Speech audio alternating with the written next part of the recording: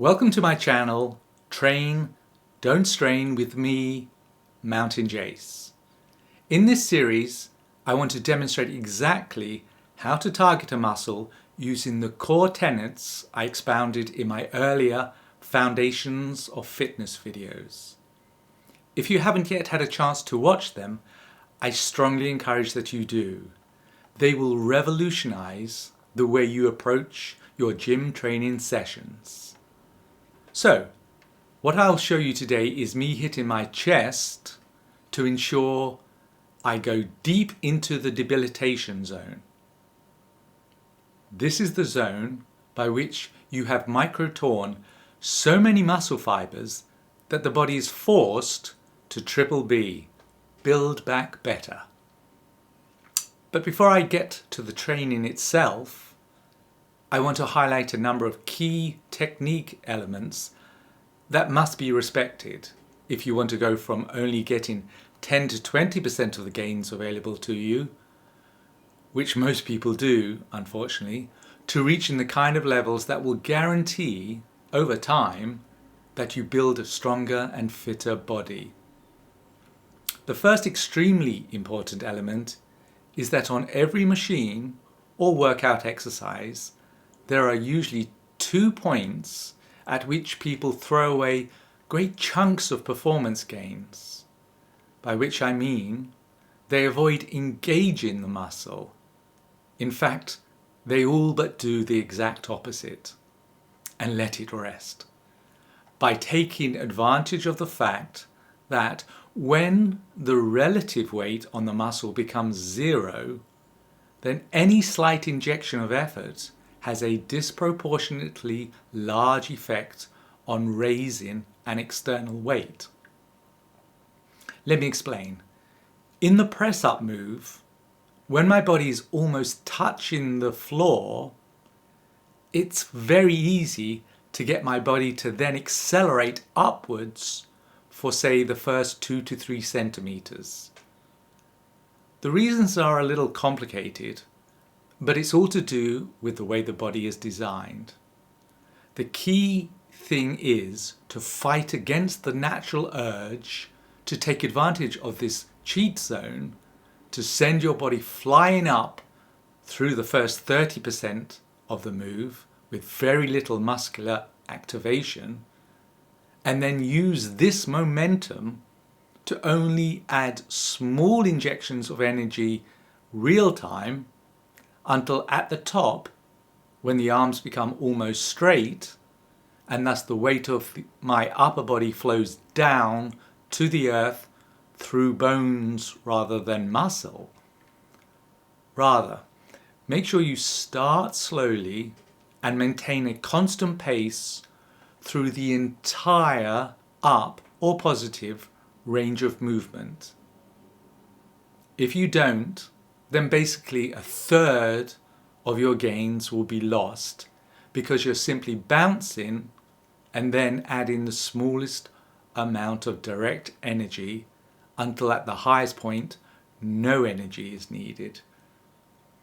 The second element is notice that rather than doing what almost everyone else does, which is to use the negative, or in this case the down move, to turn the effort switch to 0 and just let the body drop under the command of gravity, which we can all agree means that 50% of the potential gains of doing press-ups is thrown away as the muscle not only is disengaged but is actually in a rest state, which causes the body to start its internal count again at 0 in terms of what it recognizes as intense exercise worthy of building back stronger.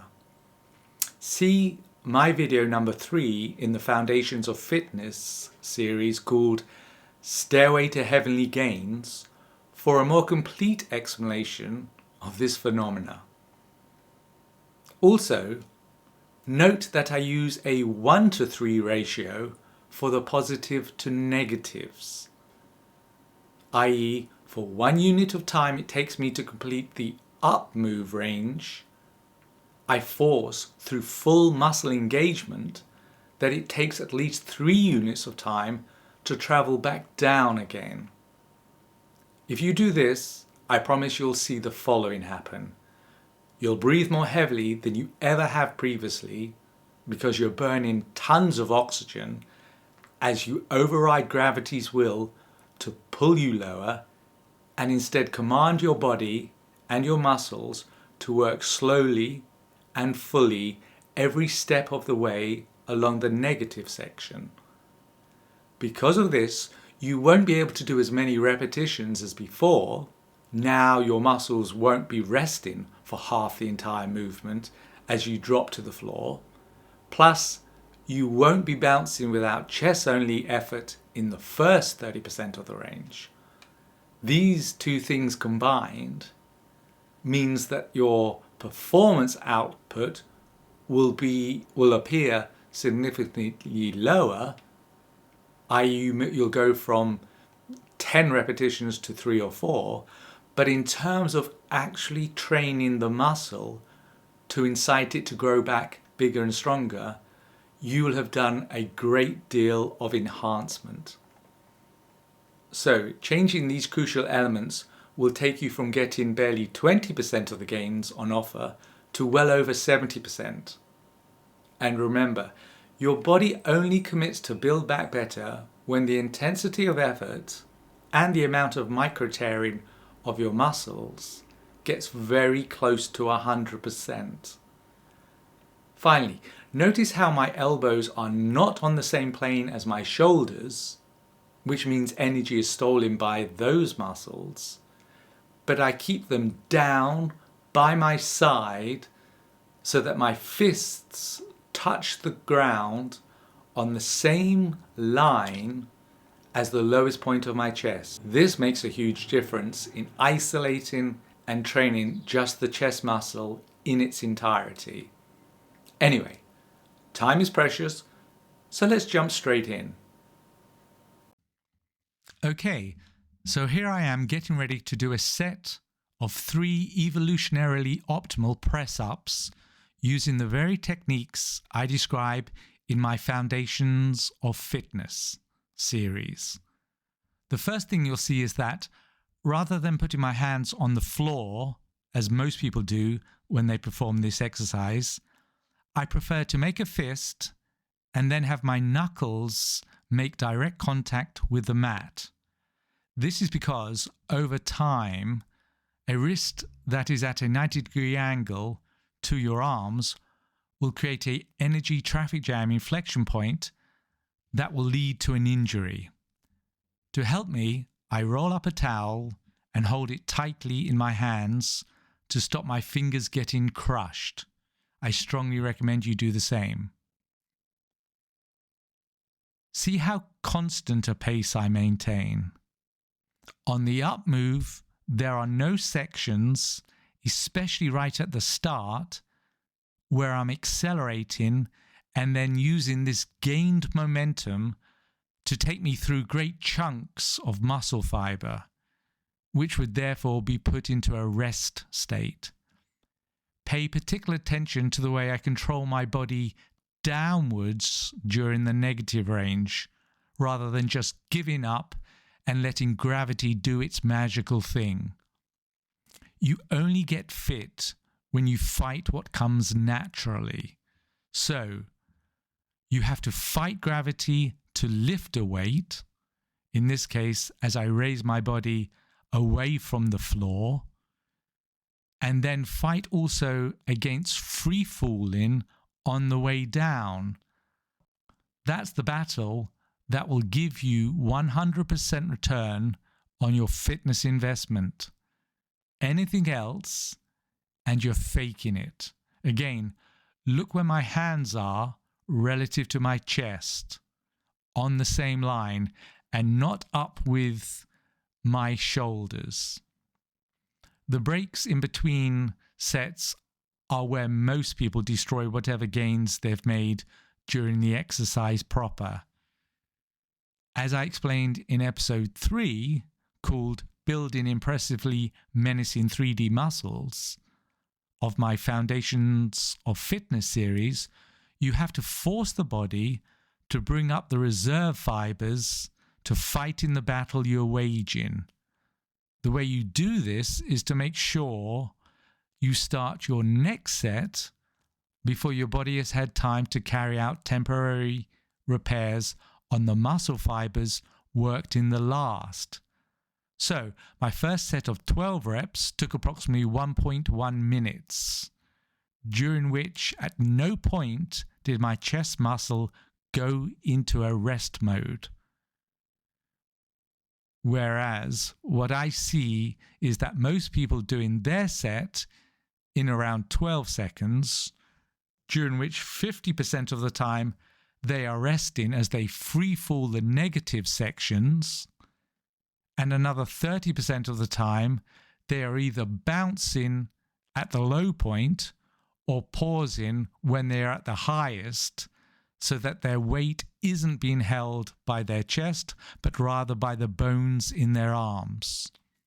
Or worst of all, they're just opening and closing the elbow joint and never in fact asking the chest to get involved. They then take a 300 to 400 second pause while they look at their phones. Understand this. 3 seconds of training followed by 5 to 6 minutes of relaxing is not going to make your body build back better.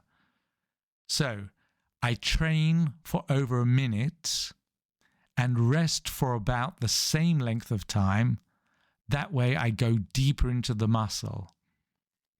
By the end of the second set, which is now comprised of only 6 reps, which must be the case if I have already torn great chunks of my chest fiber, my body is confirming that I have hit the muscle, because I now need to rapidly increase the rate at which I breathe in fresh air. This shows that my blood is in an oxygen deficit as a result of my chest muscle firing to produce kinetic energy. It is impossible that a person can claim to have worked a muscle into the debilitation zone whilst at the same time merely breathing slightly above normal, and this only because they've been holding their breath during the movement. If you are not breathing like me here, then you have done something very wrong, and certainly nothing sufficient to require the body to repair and enhance. Equally, another sign you've been faking it is if you do the same amount of reps for every set, or on a machine, you actually add more weight set after set after set. In no known universe can you tear muscles and yet get stronger for having done so. Thus, any time you appear to be getting stronger after each set, either by doing more reps or adding more weight, it must be you fail to tear any muscle fibers, and thus you have just been cheat training. See episode 6, called Seek and Destroy, to get a full understanding of why people who don't lower their weights as they do their sets are wasting their time and fitness. And that's it. The chest taken into the all-important debilitation zone, where the muscle fibers have undergone the intense training the body requires to bestow performance enhancements over time, and my cardiovascular system has gained real fitness endurance, and all in less than 7 minutes. Job done. So give this technique a go if, when you have mastered all the variables I've discussed, you somehow can do more reps, breathe less than before, and don't feel your chest burning to the point of making you scream, then I've sadly misled you. If, however, the exact opposite occurs, and rather than being able to do 10 cheat moves, you can barely finish 3 clean ones, and after the third set you're breathing as if you had just run a fast 100 meters and your chest is as pumped like never before, then this confirms that my foundations of fitness will, if followed correctly, allow you to break free from the kind of gym mediocrity that has limited your progress this far. All it takes is honesty and integrity and a willingness to go back to basics and then set off up the mountain of fitness by the optimal path rather than the easiest or fake one.